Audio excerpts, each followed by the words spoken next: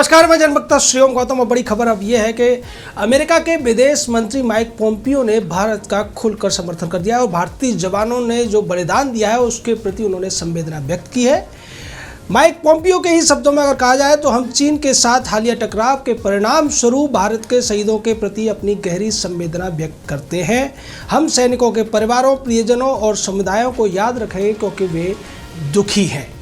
ये एक बहुत बड़ा बयान है। चूँकि अमेरिका की तरफ से अभी तक बयान नहीं आया तो इसको लेकर कयास लगाए जा रहे थे कि अमेरिका किस तरीके का बयान देता है, और इस तरीके का बयान देना बताता है कि अमेरिका पूरी तरीके से भारत की कार्रवाई के साथ खड़ा हुआ है और इसकी वजह से चीन को बहुत बड़ा झटका लगता हुआ नज़र आ रहा है। यही वजह है कि इस जवाब के बाद में चीन का जो बकवास टाइम्स है यानी कि ग्लोबल टाइम्स, उसने अब ये कहा है कि अमेरिका भारत को झूठी दिलासा देने का काम कर रहा है। अमेरिका भारत को उकसाना चाहता है और भारत को चीन के साथ लड़ाना चाहता है, जबकि भारत और चीन के पुराने संबंध रहे हैं। नेहरू के ज़माने से चीन भारत का मित्र रहा है।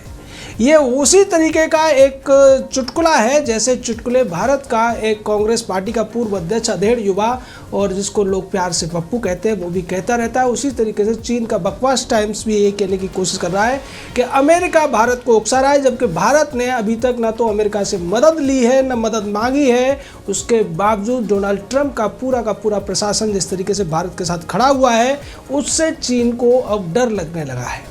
अमेरिका जिस तरीके से हांगकांग, ताइवान और जो दूसरे छोटे देश हैं, वियतनाम जैसे देशों के साथ में अमेरिका पूरी तरीके से खड़ा है और चीन पर दबाव बनाने की कोशिश कर रहा है। उसके बाद चीन तिलमिलाया हुआ है और चीन की तरफ से पहले अमेरिका पर सीधा निशाना नहीं साधा जा रहा था, लेकिन उसके बाद जिस तरीके से अमेरिका की तरफ से उइगर मुसलमानों को लेकर भी एक बहुत बड़ा कानून अपने देश में पास किया गया और उसके बाद अमेरिका ने कह दिया कि अगर चीन नहीं सुधरता है तो अमेरिका उइगर मुसलमानों को बचाने के लिए चीन पर कार्रवाई करेगा, जिसके बाद चीनी विदेश मंत्रालय की तरफ से जवाब देने की कोशिश की गई है अमेरिका को, और ये कहने की कोशिश की गई है कि अमेरिका चीन के जो निजी मामले हैं, जो घरेलू मामले हैं, उसमें दखलंदाजी न करे। ये कहना है चीनी विदेश मंत्री वांग यी का।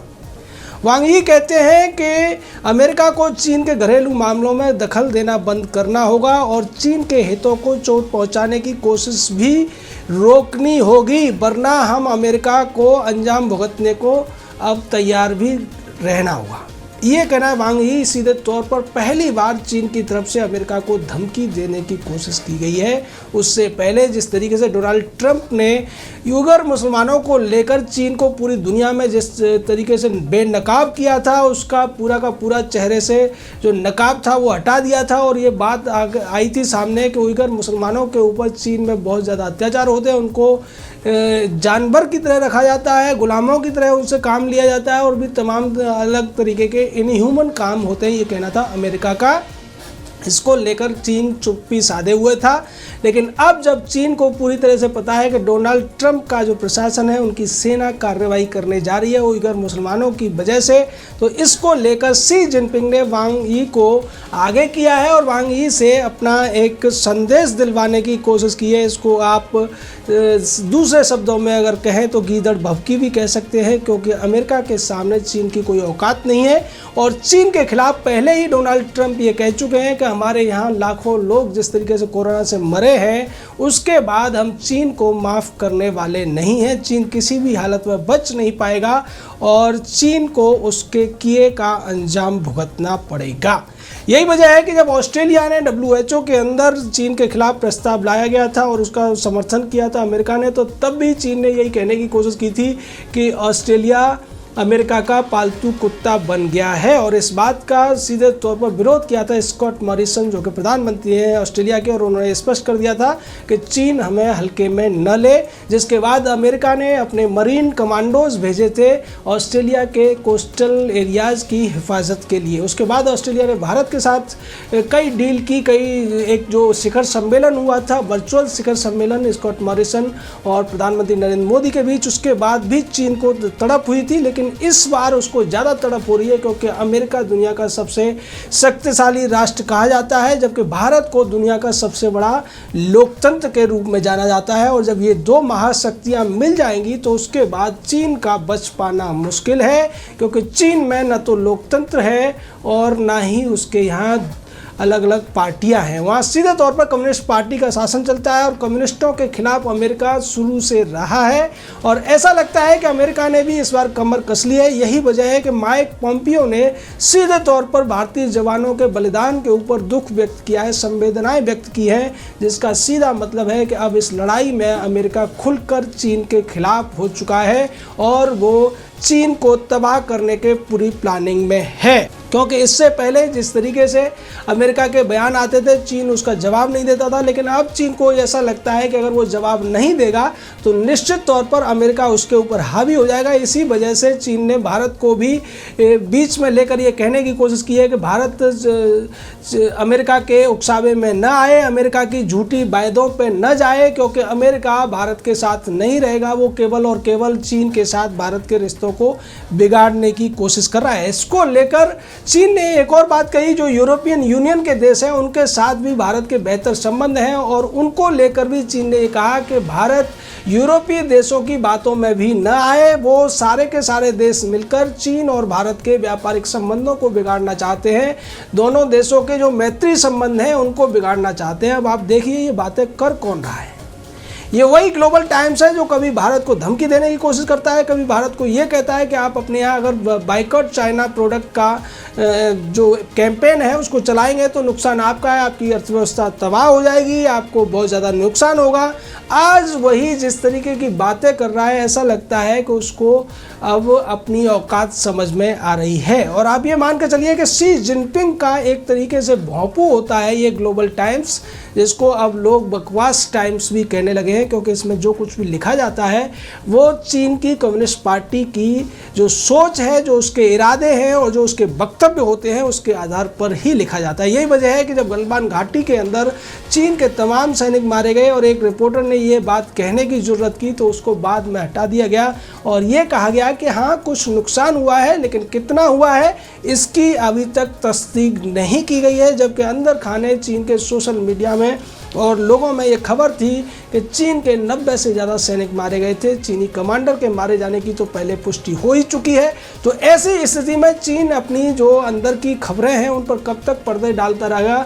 और अगर अमेरिका उइगर मुसलमानों को लेकर बड़ी कार्रवाई करता है तो निश्चित तौर पर चीन का ये जो पश्चिमी प्रांत है उसमें बड़ा विद्रोह हो सकता है, जैसा कि अभी हांगकांग में देखने को मिल रहा है। दूसरी तरफ जो ROC चाइना यानी कि ताइवान है उस पर चीन अपना हक जमा रहा है और उसको अपने जो केंद्रीय सरकार के तहत लाने की कोशिशों में लगा हुआ है, जबकि ताइवान की जो सरकार है वो इस बात के लिए राजी नहीं हो रही है। वही दूसरी तरफ हांगकांग को लेकर जिस तरीके से बोरिस जॉनसन भी कह चुके हैं कि अगर हांगकांग के अंदर चीन अपनी हरकतों से बाज नहीं आता है तो इस पूरे मामले में UK को भी हस्तक्षेप करना पड़ेगा।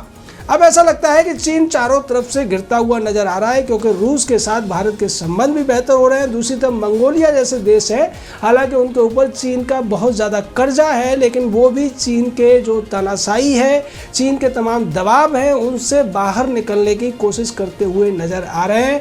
और ऐसा लगता है कि वो सारे देश जो चीन के अत्याचारों से पीड़ित थे, चीनी कम्युनिस्ट पार्टी के षड्यंत्रों से पीड़ित थे, वो सब के सब एकजुट होते हुए नजर आ रहे हैं। और इस लड़ाई में भारत अगुआ बनता हुआ नजर आ रहा है। भारत एक वर्ल्ड लीडर के तौर पर उभर रहा है, क्योंकि अमेरिका का जो फ्रंट है वो चाइना से बहुत ज़्यादा दूर है। अमेरिका वायुसेना के द्वारा हमले कर सकता है, लेकिन असली लड़ाई अगर चीन से कोई लड़ सकता है तो वो केवल और केवल भारत है।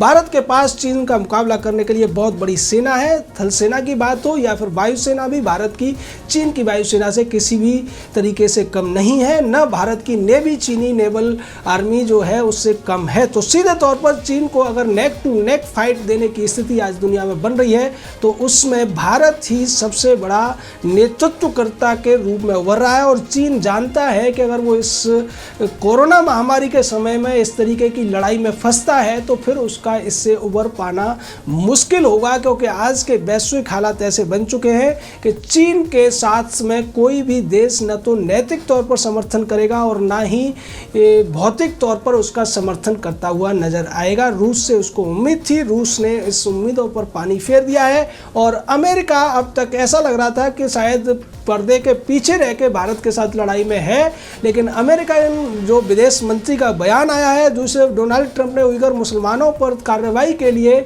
सीधा ऐलान कर दिया है, उसके बाद चीन की तरफ से जो प्रतिक्रिया आई है उससे ऐसा लगता है कि चीन को भी अब पूरी तरह से समझ में आ गया है कि इस बार उसे दो महाशक्तियों के साथ एक ही समय पर लड़ना पड़ेगा, जिससे पार पाना चीन के लिए मुश्किल ही नहीं बेहद नामुमकिन भी है। और इस नामुमकिन परिस्थिति में चीन फंसता हुआ दलदल में समा जाएगा। इसी से बचने के लिए चीन अब दूसरे तरीके ढूंढ रहा है और वो भारत के साथ में लीपा पोती वाली चाशनी में लिपटी हुई बातें करने की कोशिश कर रहा है। मेजर जनरल स्तर की जो बातचीत चल रही है उसमें भी कई चीज़ें ऐसी देखने को मिली कि चीन कई मामलों पर अब पीछे हटने की बात स्वीकारता हुआ नज़र आ रहा है। यानी कि चीन को अब पता चल गया है कि उसका जो ड्रैगन है वो भारत के शेरों के आगे उसकी कुछ नहीं चलने वाली है। और जैसा कि ताइवान के एक अखबार ने फोटो ऑफ द डे करके छापा था कि राम जी करेंगे इस ड्रैगन का